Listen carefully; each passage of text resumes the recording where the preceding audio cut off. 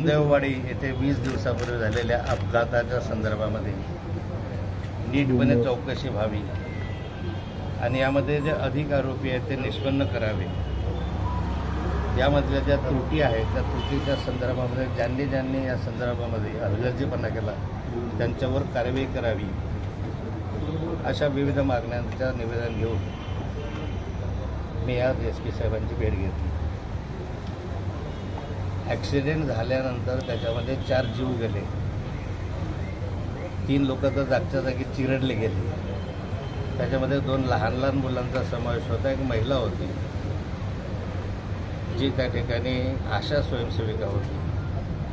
अशा स्थितीमध्ये या घटनेची चौकशी करण्यासाठी पोलिसांनी 17 दिवस लावले।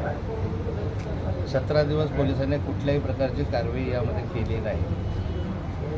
त्यानंतरच्या कालखंडामध्ये मी स्वतः DG रश्मी शुक्ला मॅडम, आदरणीय देवेंद्रजी फडणवीस, आदरणीय चीफ सेक्रेटरी नितीन करीर, आदरणीय SP साहेब, सुजाता सौनिक गृहसचिव इतक्यांशी मी बोलण्याचा प्रयत्न केला, बोललो आणि त्यांच्या कानावर गंभीर विषय घालून एक पत्र त्यांना 20 तारखेला मी दिलं आणि त्यामध्ये जर 8 दिवसाच्या त्या सर्वांवर कारवाई करून अटक केली नाही तर आम्ही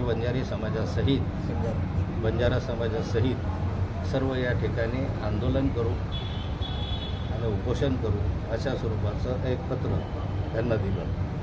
त्यानंतर कारवाईला सुरुवात झाली आणि या कारवाईमध्ये फार काही प्रोग्रेस आहे असं मला म्हणता येणार नाही। यामध्ये जे आरोपी आहेत त्या आरोपींना हॉस्पिटलमधून ॲडमिट केलं असं दाखवलं गेलं।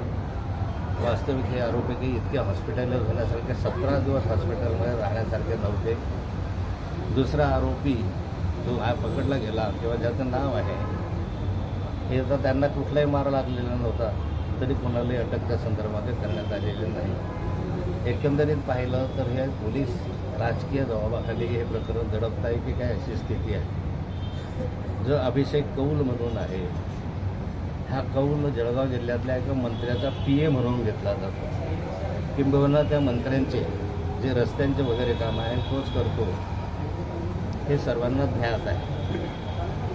दुसरा जो व्यक्ती आहे तो एका फार मोठ्या बिल्डरचा मुलगा आहे आणि बिल्डरचा मुलगा असून त्याचेही संबंध एका मंत्र्याबरोबर ताट आहे, घनिष्ठ आहे। आता जिल्ह्यामध्ये असले की एक माझ्याशी संबंध असतात, इतरांचे असतात। मी एवढ्यासाठी सांगतो की हे संजय पवार राष्ट्रवादी काँग्रेसचा जिल्हाध्यक्ष आहे अजित पवार गटाचा, आणि त्याचा एक मुलगा त्याच्यामध्ये अडकलेला आहे। म्हणजे सगळे वरिष्ठ इतके उच्चस्तरीय राजकारणी आहेत की या राजकारण्यांच्या दबावामुळे पोलिसांनी 17 दिवस या ठिकाणी कारवाई केली नाही। यामध्ये जे ब्लड सॅम्पल घ्यायचं आहे ते ब्लड सॅम्पल तातडीने घ्यायच्याऐवजी त्यांनी इथून पारोळ्याला गेले आणि पारोळ्याला त्या ठिकाणी ब्लड सॅम्पल घेतलं आणि या घटना देत असताना त्याचा 6 तासाचा वेळ गेला। त्यांनी अंमली पदार्थाचं सेवन केलं, हा त्यांच्यावर प्रमुख आरोप आहे। नार्कोटिक्स आंदोलन याच्यावर गुन्हे पण दाखल झाले आहेत। 6 तासानंतर जर सॅम्पल घेत असेल तर त्यातला अंमली पदार्थाचा जो अंमल आहे तो उतरलाच होतो, त्यामुळे त्यांना सोडवण्यासाठी एक प्रकारे पोलिसांनी या ठिकाणी मदत केली। नंतरच्या याच्यामध्येही जो दुसरा आरोपी आहे त्या दुसऱ्या आरोपीला या सूट दिली। जी माहिती पोलिसांना मी दिली, जी समजली होती, त्यामध्ये हे अजूनही त्याच्यामध्ये 3-4-5 जण होते। त्याच्यामध्ये एका मुलीचाही समावेश होता। अशा स्वरूपाची माहिती एका जबाबदार नेत्याने दिली। मी SP साहेबांचं त्यांच्याशी बोलणं करून दिलं आणि त्यामधून त्यांना मी विनंती केली की या सर्वांचे CDR तपासा।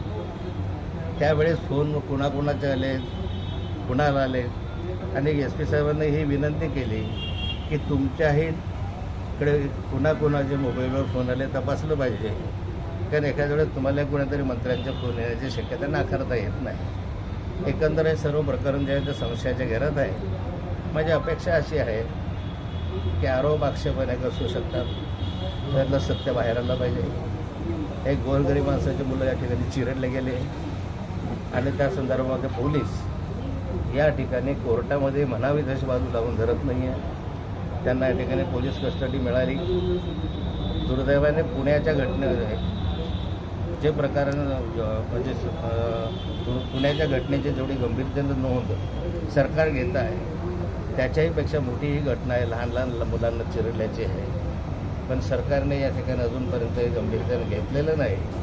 सरकारने या प्रकरणाकडे गंभीरतेनं लक्ष द्यावं. या प्रकरणामध्ये ज्या अधिकाऱ्यांनी हलगर्जी केली त्या हलगर्जी केलेल्या अधिकाऱ्यांची चौकशी करावी आणि त्यांच्याविरुद्ध कारवाई करावी अशी आमची मागणी आहे.